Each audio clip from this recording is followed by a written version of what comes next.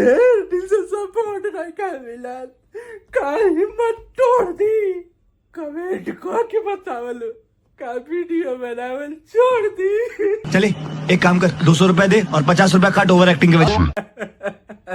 खेसारी लाल यादव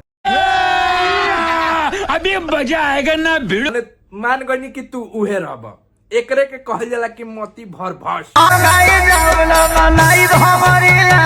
जौना गाना पर खर्चा करे के चाहिए, जौना गाना का प्रमोशन करे के चाहिए, ओकरा के बाबा जी के ठुल्लू बना के छोड़ देलू। आ जौना गाना के केहू ना पूछेला, ओकरा के तू लाह लाह उपादर मचैले रहेलू।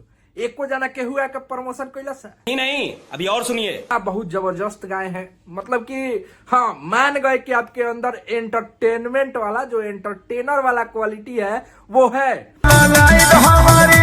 गजब बेइज्जती है। हेलो गाइस, गाना खेसारी लाल यादव के वीडियो आज छूटल है। का इतना जल्दी रहुए, कौन ट्रेन पकड़े के रहुए कि खटाक दे ऑडियो से जानते लोग कितना फर्क पड़े वाला बा। वीडियो पर, ये वीडियो पर तू लोग असर देखिए लो, ये वीडियो चल जाई। सब कुछ देसी तरीका से बनावल गई रहो, वो लेवल के बनावल गई रहो। कुछ एमे जौन बा कि काम हो जाई, कुछ चल जाई। लेकिन यहाँ लोग के ना हड़बड़ी गड़बड़ी में गड़बड़ी कर दिए हैं आप लोग। वही से कहनी खेसारी भैया तू उहे रहब, कम से कम यही पर खर्चा करो, एक के इवेंट करावा मर दे, तब देखो एक केंगा बवाल केंगा धमाल मचा होता। तारा करियर के सबसे बड़का गाना साबित हो सकता है ई वाला गाना। अच्छा हमको सिखा रही है। जौना है लेवल के गाना लिखल गइल बा, जौना गाना लेवल के तू गइले बड़ा, जौना लेवल के म्यूजिक बनल बा, बहुत शानदार, बहुत झकास, बहुत तू लोग कहल लो कि तो कबो बड़ाई ना कर। अच्छा करियन त बड़ाई करेम, ठीक बा। एही में कुछ गड़बड़ बा जौना के इनका के सुधारे के चाहिए, एक और प्रचार करे के चाहिए ज्यादा से ज्यादा, एकरा खातिर लाइव आवे के चाहिए ज्यादा से ज्यादा। लेकिन इनका लोग खातिर ओकरा खातिर टाइम थोड़ी बा। जौना गाना में दम बा ओकरा खातिर खेसारी लाल यादव के लगे टाइम थोड़ी बा। जौना गाना में दम नहीं खे, कोनो लायक नहीं खे, जौना के केहू पूछी ना, वो गाना के तैलो एकदम खत्म। वो लेवल के वीडियो बनैले रहतन, देसी तरीका से जाके वजह शूट कैले रहतन। हाँ, बानू दी ग्रेट, बहुत बिजोड़, बहुत कमाल।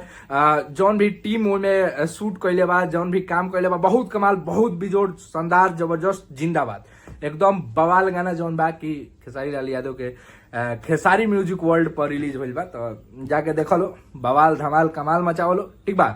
अब बात करिए तनी पवन सिंह के। पवन सिंह भैया के इवेंट रहे एकदम कमाल धमाल मचैले रहन।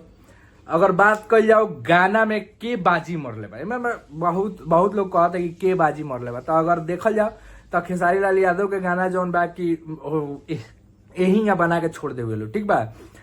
पवन सिंह के एगो प्रॉपर वीडियो रहे, लेकिन पवन सिंह आ खेसारी लाल यादव के अगर तुलना तू लोग करवाओ तो तो भैया माफ कर दो।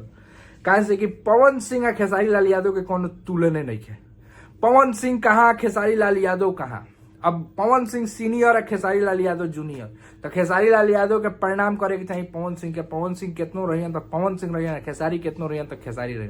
अपना जगह पर दोनों जना बेस्ट वालों, दोनों जना के कोनो मुकाबला नहीं है, ठीक है। खेसारी लाल यादव अपने आप को पहचानिए, आप एंटरटेनर ऑफ द ईयर के अवार्ड तरह खातिर यही के मिलर है। मतलब बहुत बिजोड़ इनकर फिल्म में कहो बाहर में एक्टिंग कैले बड़ा के मजा आ जाला देखे में। तो खेसारी लाल यादव वो वाला चीज जो है कि वो लेके आइए।